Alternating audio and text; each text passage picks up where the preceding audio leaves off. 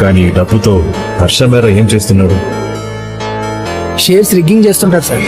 Shares rigging అంటే? హర్షాద్ కావాల్సిన company shares ని తక్కువ రేటుకి బల్క్ లో కొంటారు. എന്നാൽ ഈ കഥ അങ്ങേരെ കുറിച്ചല്ല, എന്നെ കുറിച്ചാണ്. My name is Bhaskar. Sir, you must see this.